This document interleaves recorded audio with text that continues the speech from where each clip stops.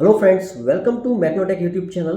Friends, आज के video में हम बात करेंगे मोल्डिंग प्रोसेस के बारे में, जिसका नाम है shell moulding. Yes, shell moulding.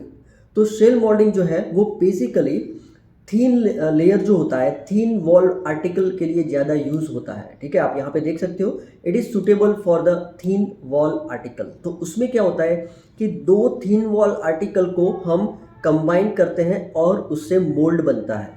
आप यहाँ पे ये फिगर देख सकते हो, तो यहाँ पे ये फाइनल है। ठीक है, तो यहाँ पे ये दोनों थीन वॉल जो है वो क्रिएट की गई है। ठीक है, ये प्रोसेस से, और ये जो है हमारा मोल्ड हम बोल सकते हैं। ठीक है, so it is basically it is mould making by thin shell wall, right, and it is use for the thin articles. Okay, now इसमें जो सैंड हम बनाते हैं, सैंड प्रिपरेशन, उसमें क्या होता है, एक तो है सिलिका सैंड और दूसरा जो है वो सिंथेटिक रेजिन। ठीक है, तो उसको कंबाइन करके, उसका मिक्सचर करके हम यहाँ पे सैंड प्रिपेयर करते हैं। ठीक है, और ये जो सैंड है वो उसकी फ्लोएबिलिटी अच्छी होनी चाहिए, वो एक दूसरे को अच्छी तरह से मिक्स हो जाना चाहिए। ठीक है, it should be a dry and free flowing. Okay, अब यहाँ पे प्रोसेस की बात करते हैं।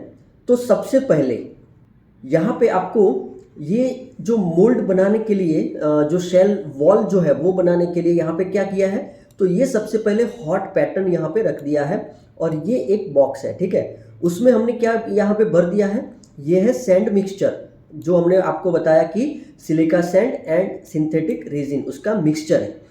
अब हम क्या करेंगे फ्रेंड्स, ये जो पैटर्न है उसको हम गर्म करेंगे। ठीक है, अराउंड 170 टू 350 डिग्री सेंटीग्रेड। ठीक है, हम इसको क्या करेंगे, हॉट करेंगे, इसको गर्म करेंगे। ठीक है, उसके बाद ये जो है उसको उल्टा कर देंगे। अब उल्टा करेंगे तो यहाँ पे जो मिक्सचर है, वो मिक्सचर में से कुछ पार्ट जो है वो यहाँ पे ये शेप में यहाँ पे चिपक जाएगा। ठीक है, it will be the stick on this portion, okay, portion of the pattern. अब अगेन इसको थोड़ी देर रहने देंगे, अराउंड 5 टू 10 सेकेंड। ओके, तो यहाँ पे उसको रहने देंगे और फिर उसको उल्टा कर देंगे।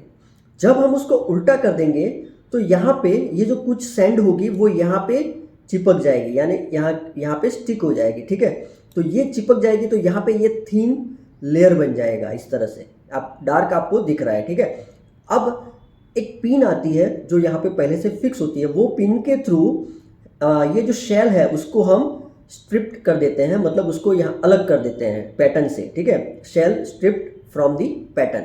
तो यहाँ पे ये पैटर्न है और ये हमारा शेल बन गया। अब बिल्कुल इसके अपोजिट पार्ट जो होगा वो भी इस तरह से ही किया जाएगा। ठीक है, और दोनों को यहाँ पे हम क्या करेंगे, कंबाइन कर देंगे, और कंबाइन करके यहाँ पे ये अब हमारा मोल्ड जो है वो रेडी हो जाएगा। ठीक है, उसके बाद भी एक प्रोसेस आती है, तो यहाँ पे इसको सेल को अलग करके इसको थोड़ा बहुत सरफेस फिनिश देना पड़ेगा, उसको ओवन में बेक करना पड़ेगा। तो ये छोटी सी प्रोसेस यहाँ पे रहती है। ठीक है, ये इसको फाइन सरफेस फिनिश के लिए, वैसे तो ये फाइन सरफेस फिनिश होती है, लेकिन थोड़ी प्रोसेस यहाँ पे रहती है। तो फ्रेंड्स, ये था अबाउट शेल मोल्डिंग के बारे में। अब इसके एडवांटेज क्या है, तो सबसे पहला इसका जो एडवांटेज है वो है हाई सरफेस फिनिश, यहाँ पे हमें मोल्ड मिलता है। दूसरा जो होता है वो यहाँ पे हमें सैंड का कम से कम हैंडलिंग रहता है, यानी कि सैंड हैंडल करना बहुत इजी है यहाँ पे।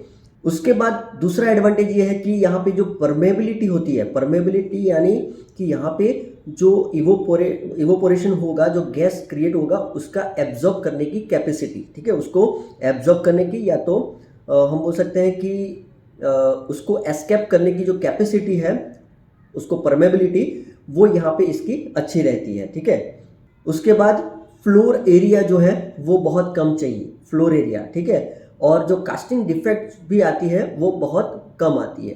तो ये थे उसके एडवांटेजेस। ठीक है, अब डिसएडवांटेजेस क्या क्या है, तो अगर हमें कुछ कम पार्ट बनाने हैं तो ये जो प्रोसेस है वो थोड़ी महंगी हो जाएगी। ठीक है, it is not economical for making a few parts.